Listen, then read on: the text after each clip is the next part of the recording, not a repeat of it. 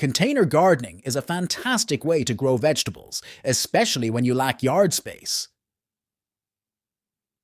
If you have a small gardening area or only have access to a patio, balcony, driveway, or rooftop, see our guide on vegetable container gardening for beginners. The great thing about growing in containers is being able to pick up pots and move them where you know they'll thrive.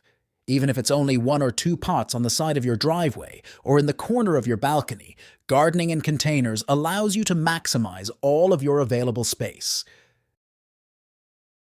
Things to consider before choosing a pot.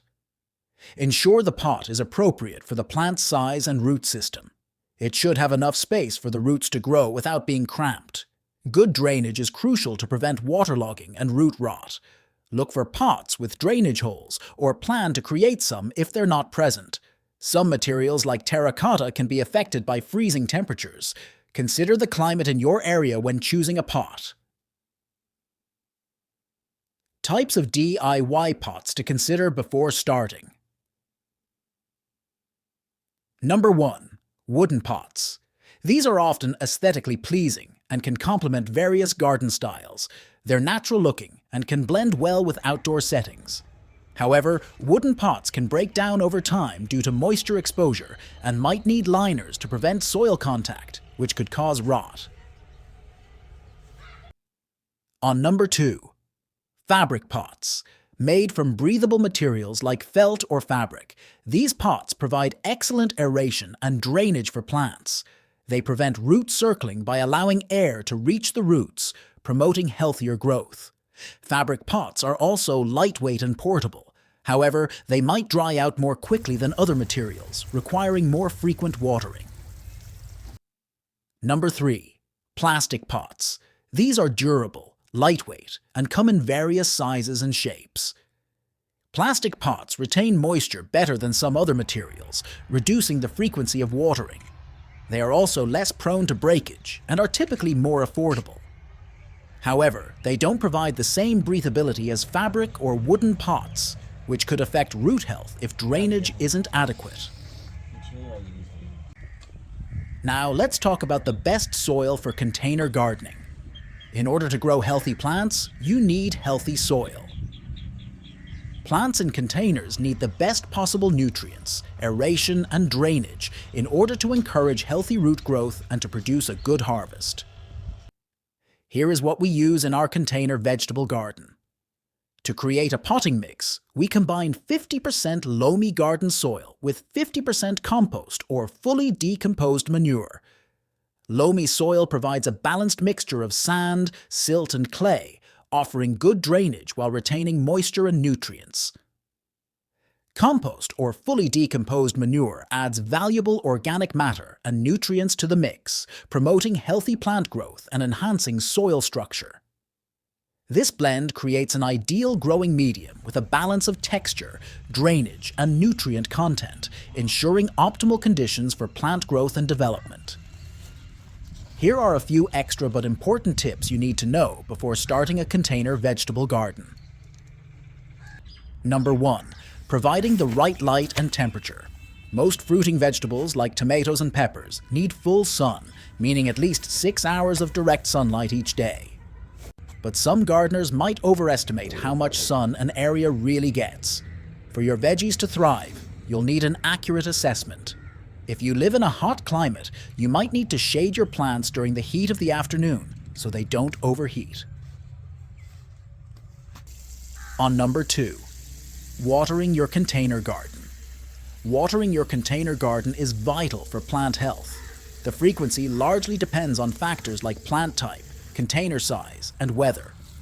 Generally, a consistent watering schedule works best. Ensure your containers have drainage holes to prevent waterlogging. Monitor soil moisture by inserting a finger about an inch deep. Water when it feels dry. Morning watering minimizes evaporation loss and allows plants to absorb moisture before the day heats up. 3. Feeding your plants. Plants need nutrition to thrive, and their food is fertilizer. If your soil doesn't have fertilizer already mixed in, add some several times throughout the growing season, according to the directions on the label.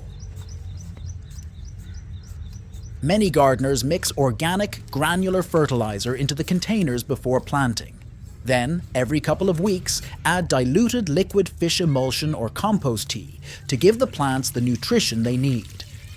If you want to learn to make compost tea at home, the link to the video is in the description box.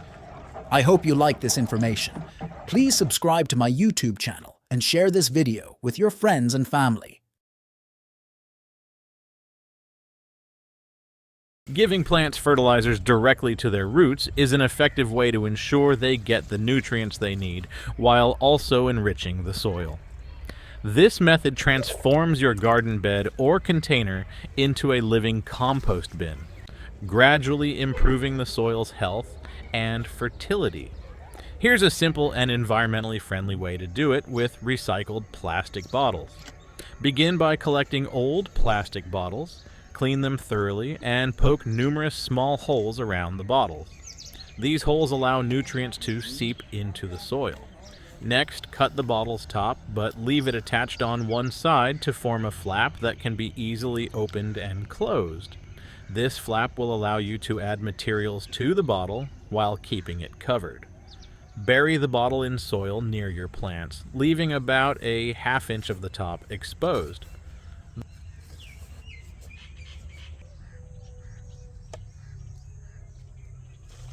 The buried bottle should be near the plant roots, but not directly touching them. This setup allows nutrients to reach the roots more efficiently.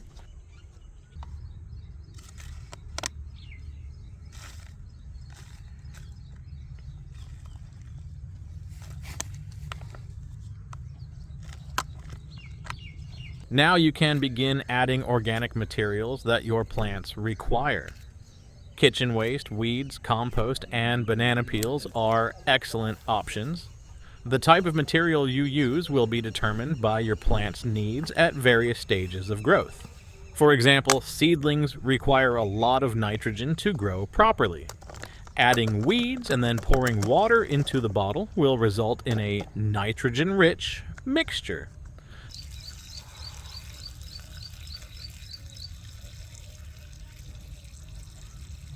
The fermentation process takes 4 to 5 days to begin, so you'll need to fill your bottle every other day, or even daily on hot summer days. When your plants reach the flowering stage, their nutritional requirements change. For example, tomato plants require more potassium at this stage. Instead of weeds or kitchen waste, try banana peels, which are high in potassium. Cut the banana peels into small pieces before placing them in the bottle. This speeds up their decomposition, allowing your plants to receive nutrients more quickly. This method, which uses recycled bottles to deliver nutrients directly to plant roots, has numerous benefits. It reduces waste by recycling plastic bottles and kitchen scraps, while also improving soil health by adding organic matter on a regular basis. Over time, your soil becomes more fertile and capable of supporting healthy plant growth. Furthermore, it is a low-cost and simple way to ensure that your plants receive the nutrients they require at the appropriate time. If you found this guide useful, please like, share, and subscribe for future gardening tips.